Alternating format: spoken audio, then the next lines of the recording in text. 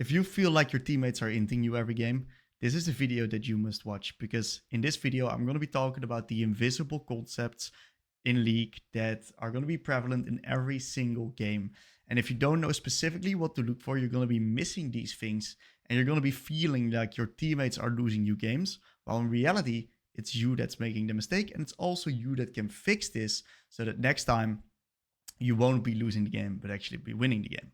So I'm going to be showing you an example of one of my games right here, which I played LeBlanc versus Anivia. My top side is absolutely nuking the enemy top side. So am I. I'm absolutely making a fool out of this Anivia. My bot side's losing though. So very simply put, the only way to lose this game is through this Lucian, and if we don't play with the Jace plus Skarner. So what's going to happen right here is there's going to be a sequence of events around the top side. My Jace is currently sieging the tier 2 top. My Skarner is playing top side. Braum is playing top side. We're absolutely in our strength right here. And Ashe, since she's quite behind, she's just going to be farming up a bot. So what happens right here is that I actually go for a play onto the Anivia. And I get her egg. I get a pretty good trade-off onto her. So Anivia is practically out of the game. Anivia cannot really play. But in the meantime, a fight is actually occurring in the top side of the map right here. And what happens in this fight is that eventually what happens is I get this play with Skarner onto the Lucian. I do kill the Lucian, but I also die, give my big shutdown to the Lucian. And Jace is actually forced to reset. Skarner dies, gets a shutdown to Aatrox. Jace will eventually TP in right here and will also feed his shutdown towards the enemies. So now everyone just died on top side. And Lucian's got like 1600 gold. And Skarner and the Aatrox got a lot of gold as well. And you may be thinking like, okay, but this is just Jace inting.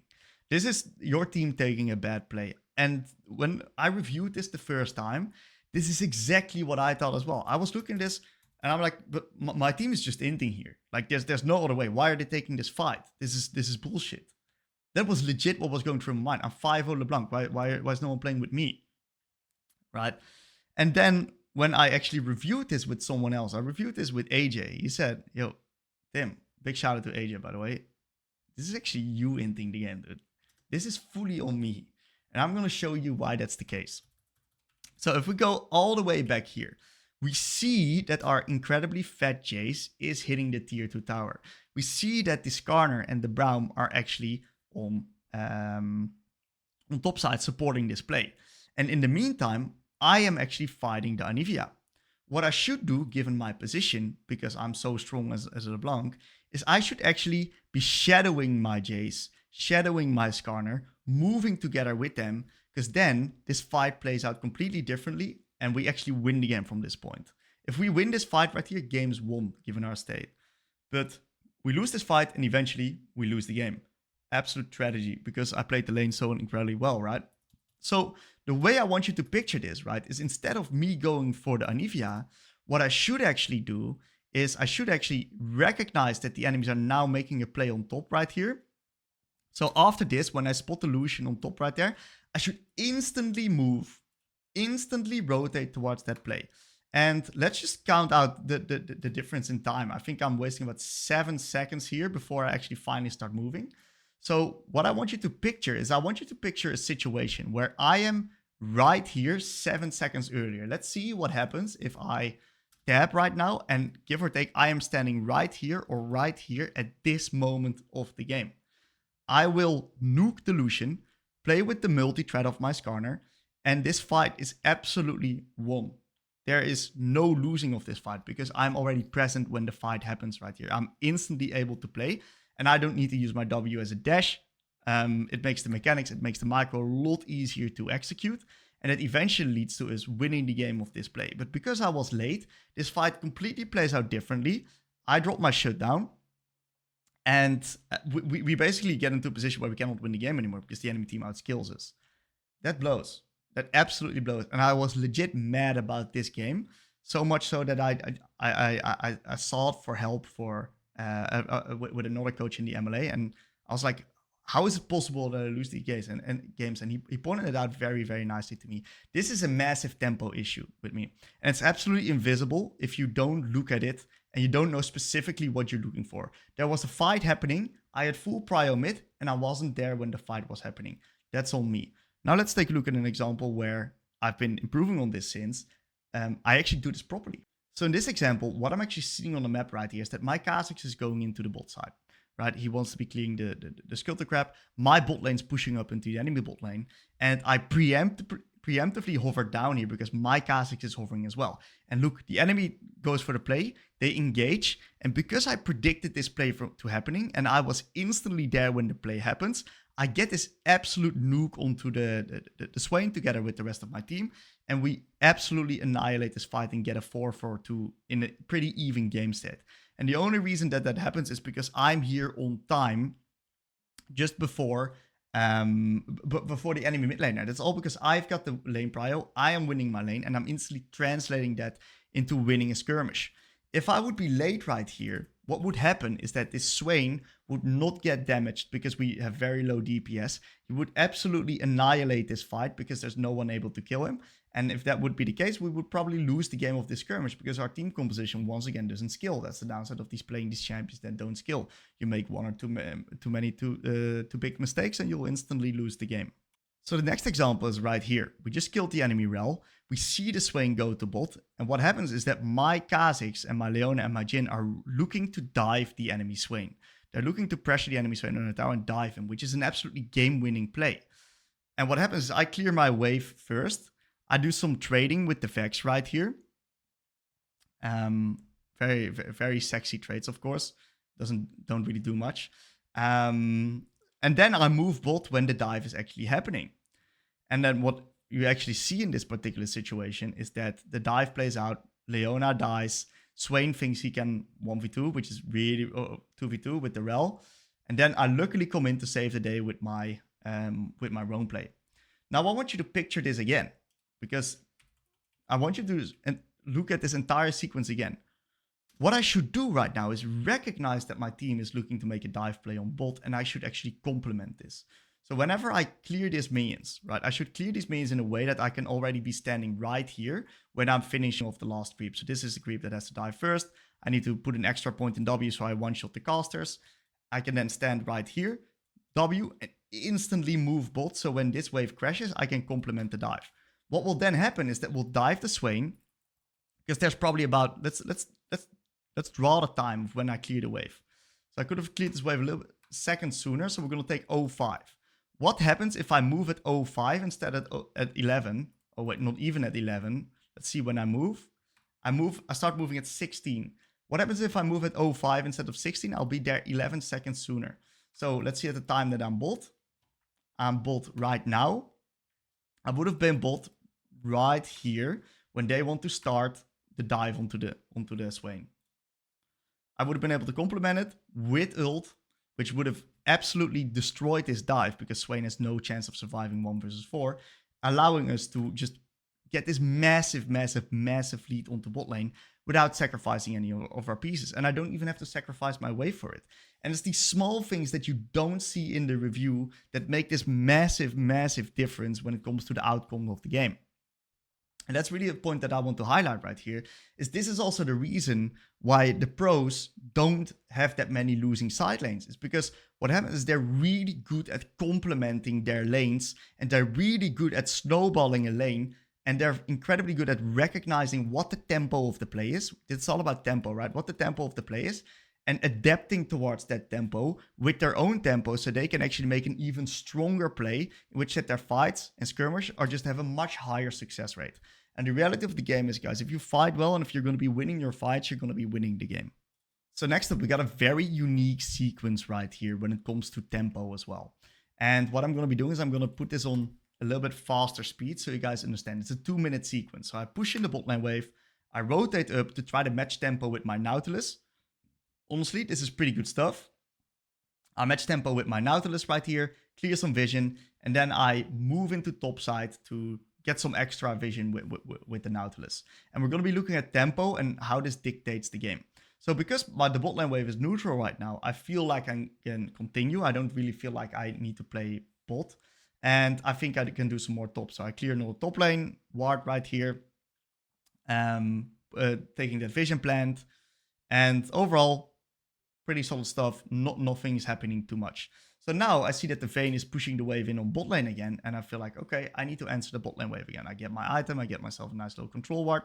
And I'm going to go ahead and enter bot just to respond to that wave and make sure that eventually the enemies need to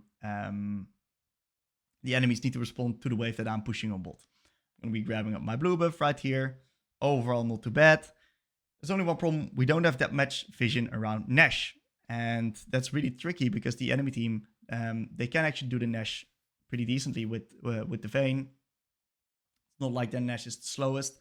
It's not the fastest, but it's also not the slowest. But it's just really hard for our team to retake. We have a lot of melees and the melees champs, and the only champ that can retake area control, in this case is Kai'Sa with her W, which is at the moment a pretty long W cooldown. So I push in bot, and my Nautilus dies. And let's break this down right here with the Nautilus dying. Because a lot of people would be wondering, okay, Nautilus is just inting. That's also what I thought. I was like, okay, Nautilus just ended my game. Why did he just die there before the Baron? Now the enemies get Baron, right? And that's true, right? Nautilus did die. Nautilus did give the enemies the opportunity to Baron.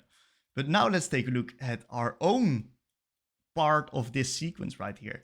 Because this is fully up to me, by the way, the fact that Nautilus dies here and we don't have Baron vision. That's fully up to me.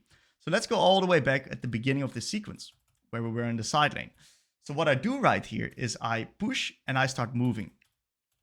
Clear vision, great, absolutely fantastic. But what I fail to realize is that Baron is going to be coming up in a minute. At least I don't fail to realize it. I know that it's coming up, but I just don't understand what that makes my role in this situation. So what I do is I actually keep extending the play on top, get some vision, but that means that I now have to answer the bot lane wave while the Baron is spawning. So right now, while the Baron is spawning, I'm a bot. So that means that we lose all vision because the enemy bot laner is now moving up there and they're getting vision control of the Baron. So we lose all control. And our composition doesn't retake vision control well because we don't have any range and we don't have any face checking tools. So what I should do is I should make sure that I am taking vision with my Nautilus when the Baron is spawning. So we don't drop in a situation where we're losing all vision and Nautilus is forced to face check. Otherwise we're losing Baron for free. Because the fact that Nautilus died was because we had no vision, and the fact that we had no vision was because of my macro movements and my tempo. So how do we solve that if we go all the way back here? Is instead of continuing with the Nautilus right here, I should jump back right here and answer another bot lane wave. Potentially even two. It doesn't really matter. I think one is enough. Reset, open up for my Horizon focus, and then I open up with my Nautilus on take mid lane priority, and then after mid lane priority, we can get the control of the Baron.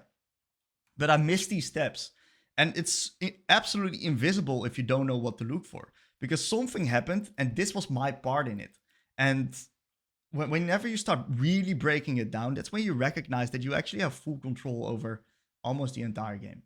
Like the outcome of the game is almost fully in your control. There's only a few type of games, about I think 10% of games only, that you will automatically fully lose and there's no way back, no way to win.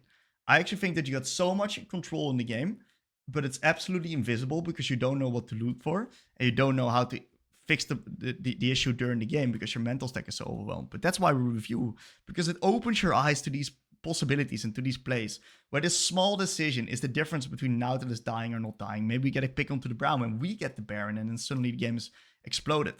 And that's really what I want to push here, right? Is the pros, the absolute best of the best players. They can just chill, sit back, pick any champion they like, and they will win the game against you because of them having this understanding about the game, because of them understanding tempo, because of them understanding timers better, and therefore getting better opportunities. And that's why, for example, if Canyon wants to, he's going to be able to climb with a 70% win rate until Challenger rank 1 NA. Just because he can, because he understands this, because he's the best one at doing this, at regulating this, at taking the proper fights, but also knowing when not to take fights. That's also a point that comes with it. The game goes so unbelievably deep here, guys. So as a final clip to really conclude all the concepts that we talked about today, is we're going to be taking a look at this little sequence. And what we see right here is actually that our team is in a pretty good spot. But we do not scale that well compared to the enemies because we have very low DPS and they got a Swain plus a very big tank. So it's going to be really hard to play this game in the mid to late game. And what I see right now is I'm deploying from base. I'm in base right here. And I'm recognizing that my bot lane wave is slow pushing into the enemies. Mid lane wave is neutral. And Leona plus Kha'Zix are acting up at the top side. So what I would have done a week ago, before I thought about these concepts, is that I would have actually just went bot, tried to push bot lane, force someone to respond, and then I would try to make a move play. So nice man advantage play. But the reality of the situation is I don't have the time for that. Before I'm bot, takes me 30 seconds. Before I've shoved out the wave, takes me another 20 seconds. So I'm only there in 50 seconds. But what's happening right now is the play is happening right now on top lane, because Leona and Kha'Zix are right here, right now, clearing vision, trying to get control. So what I should do right here is open up topside, because there's something's happening. There's something happening right now. And that means that right now, in this game, I recognize it. Fuck, something's happening. I can see something brewing there. So instead of me going bot, trying to do all that rigid stuff, I instantly open up top. I'm flexible to the fight happening. And I see a play actually occurring. So I do my best towards racing to the play. And the play looks very shaky. We did kill the Skarner, but Leona also dies. But because I'm perfectly in position, I get this beautiful pick onto the Rell, kill the Swain as well. And now we kill the Vex on the back end here as well. All because I chose the correct lane assignment, because I spotted the play happening. I knew what the signs were in the map. I knew what to look for, and I knew how to execute on it as well. And games like, plays like these just win you the game. That's just the thing. Plays like these will win you the game. And this is also something that happens constantly in the lane, right?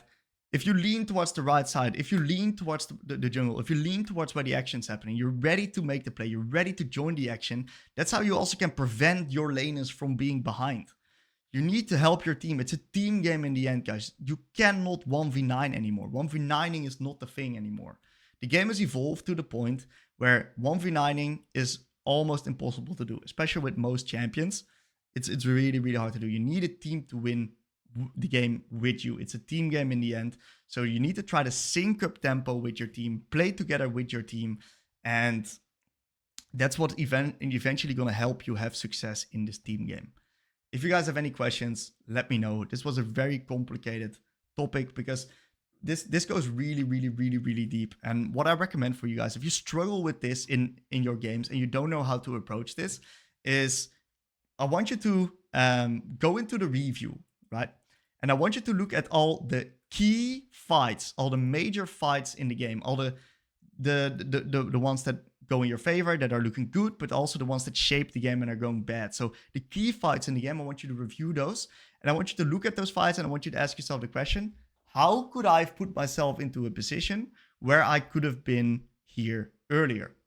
What could I have done to be in here earlier? And whenever you go into that circle and you're going to try to find answers to that question, that's when you're going to find success and understanding, oh, I could have actually maybe dropped this 1 minion and it would have saved me 3 seconds. Or I messed up my W. Or why did I run top when the fight was playing bot? What am I actually doing? That's when you're going to find these type of details that you're going to recognize, wow, there's so much I'm missing. So if you guys have any questions, let me know and I'll definitely get back to you.